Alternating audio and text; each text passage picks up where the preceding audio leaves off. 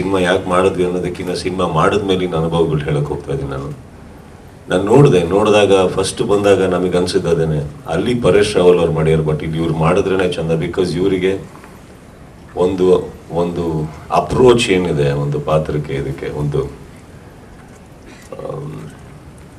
ಆಸ್ತಿಕ ನಾಸ್ತಿಕ ಮಧ್ಯದಲ್ಲಿ ಒಂದು ಹೋರಾಟ, ಅದು ಅದ್ಭುತವಾಗಿ ಮಾಡೋದು ಇವ್ರ ಕೈಯಿಂದ ಸಾಧ್ಯ. ಇವ್ರು ಹೇಳಿದ್ರೇ ಚಂದ ಅಂತ. And I think Nandkishore and writers ಎಲ್ಲ ಕೂತು ಬಹಳ ಉಪೇಂದ್ರ ಅವ್ರನ್ನ ತಲೆ ಹಿಡ್ಕೊಂಡು ತುಂಬ ಚೆನ್ನಾಗಿ ಮಾಡ್ಯಾರೆ. ಆ್ಯಂಡ್ ನನಗೆ ಪರ್ಸ್ನಲಿ ತುಂಬ ವರ್ಷದ ನಂತರ ಅವ್ರು ವಾಪಸ್ ಇಷ್ಟ ಆಗಿದ್ದು. ಅವ್ರ ಮಧ್ಯದಲ್ಲಿ ತುಂಬ ಸಿನಿಮಾಗಳು ಮಾಡಿದ್ದಾರೆ, ನಾನು ಕೆಲವು ನೋಡಿದ್ದೀನಿ, ಕೆಲವು ನೋಡಿಲ್ಲ. ಬಟ್ ಅವ್ರನ್ನ ಒಂದು ರೂಪದಲ್ಲಿ ನೋಡೋದಕ್ಕೆ ಬಹಳ ಹಿಂದೆ ನಾವು ಆಸೆ ಪಡ್ತಾ ಇದ್ವಿ, ಥಿಯೇಟರ್ಗಳಿಗೆ ಹೋಗ್ತಾ ಇದ್ವಿ ನೋಡೋದಕ್ಕೆ. ನನಗೆ ಆ ಉಪೇಂದ್ರ ಅವ್ರು ಈ ಪಿಕ್ಚರಲ್ಲಿ ಕಾಣಿಸ್ಕೊಂಡ್ರು, ನನಗೆ ಅದು ಬಹಳ ಖುಷಿ ಇದೆ. ಆ್ಯಂಡ್ ಉಪೇಂದ್ರ ಅವ್ರನ್ನ ನಂದ ತುಂಬ ಚೆನ್ನಾಗಿ ಬಳಸ್ಕೊಂಡಿದ್ದಾನೆ ಪಾತ್ರದಲ್ಲಿ. ಆ್ಯಂಡ್ ಒಂದು ಸ್ಟಾರ್ಡಮ್ನ ಬಿಟ್ಟು ಕೆಳಗಡೆ ಒಂದು ನಾರ್ಮಲ್ ಕ್ಯಾರೆಕ್ಟರ್ ಮಾಡೋದು ಬಹಳ ಕಷ್ಟ. ಆ್ಯಂಡ್ ನನಗೆ ಗೊತ್ತಿರೋ ಹಾಗೆ ಯಾರಿಗಾನ ಈ ಸಿನಿಮಾ ತೊಗೊಂಡೋದಲ್ಲಿ ಫಸ್ಟ್ ಅವ್ರು ನೋಡೋ ರೀತಿ ಹೇಗಿರುತ್ತೆ ಅಂದ್ರೆ, ಅಲ್ಲಿ ಪರೇಶ್ ರಾವಲ್ ಅವ್ರು ಮಾಡಿದ್ದು ಇಲ್ಲಿ ನಾನು ಮಾಡಿದ್ರೆ ಚೆನ್ನಾಗಿರುತ್ತೆ. But I think that takes little bit of sensibilities as well as guts. ಅದೆರಡೂ ಎತ್ಕೊಂಡು ಮಾಡಿದ್ದಾರೆ ಅವರು. ಆ್ಯಂಡ್ ಪಕ್ಕದಲ್ಲಿ ನಾವು ಎಲ್ಲರೂ, ನನ್ನ ಪಾತ್ರ ಇರ್ಬೋದು, ರವಿಶಂಕರ್ ಅವ್ರ ಪಾತ್ರ ಇರ್ಬೋದು, ಪ್ರತಿಯೊಂದು ಸಪೋರ್ಟ್ ಮಾಡ್ತಾ ಇರೋದು ಆ ಪಾತ್ರನ. ಆ್ಯಕ್ಚುಲಿ ಆ ಪಾತ್ರಕ್ಕೆ ಒಂದು ಇರುವಂಥ ಥಾಟ್ಸ್ನ ಅದ್ಭುತವಾಗಿ ಬಂದಿದೆ. ಅದನ್ನು ನನಗೆ ತುಂಬ ಖುಷಿ ಆಯಿತು. Because I think it's a very subtle sensible film after long time. Even whether it's a remake again, that is different, but I think it's a story to be said again and again. Makes a lot of sense in today's world.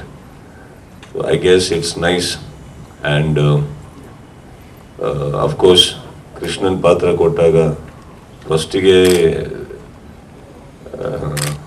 combination excite ಆಯ್ತು ನನಗೆ. Makeup ಹಾಕಿದ್ಮೇಲೆ ಪಾತ್ರ ಅದು excite ಆಯಿತು. But ಅದಾದಮೇಲೆ ಅಷ್ಟೇ ಕಷ್ಟಗಳು ಆಯಿತು. Because I did no how God reacts. Because I have only seen God doesn't react at all.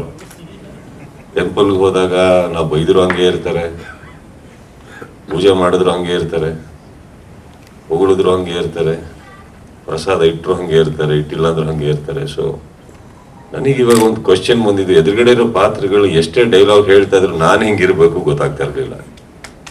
So expression dress ಏನಾರ ಕುತ್ಕೊಂಡು ಏನಾರು ಹಾಗೆ ಇದ್ರೆ ಬಹುಶಃ ಏನೋ ಸುದೀಪ್ ಅವ್ರ ಇಂಟ್ರೆಸ್ಟ್ ಇಲ್ಲದೆ ಆಕ್ಟಿಂಗೇ ಮಾಡಿಲ್ಲ ಅನ್ಸ್ಬಿಡುತ್ತೇನೋ. ಆಕ್ಟಿಂಗ್ ಮಾಡಕ್ ಹೋದ್ರೆ ಇದು ದೇವ್ರ ತರ ಬರ್ತಾ ಇಲ್ವೇನೋ, ಈ ಕನ್ಫ್ಯೂಷನ್ ತುಂಬಾ ಆಗ್ತಾ ಇತ್ತು ನನಗೆ. But I guess by the end of it we pulled it off. Because I was one thing I was very sure of, none of you also know how God reacts. So it was okay with me.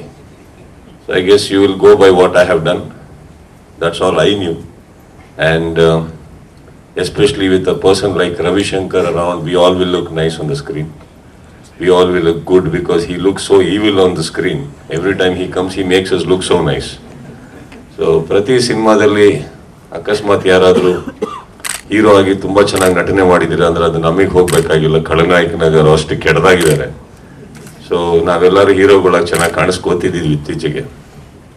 And little bit of support by Arjun Janya, enhancing the characters and scenes makes the whole film a package.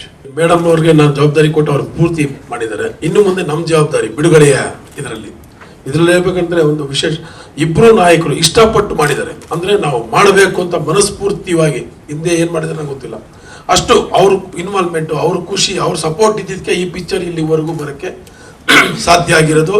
ಇಷ್ಟು ಬೇಗನೂ ನಮಗೆ ಬಿಡುಗಡೆಗೆ ready ಆಗಿರೋದು. ಇನ್ನು ಮುಂದಿನ ವಾರ ನಾವು ಇನ್ನೊಂದು ನಿಮ್ಗೆ ಕರಿತೀವಿ. ಮುಂದಿನ ಒಂದು ಖುಷಿನೂ ಹೇಳ್ತೀವಿ. ಇವು ಒಳ್ಳೆಯ ಪಿಕ್ಚರ್ ಆಗುತ್ತೆ ಅಂತ ನನ್ನ ಭಾವ.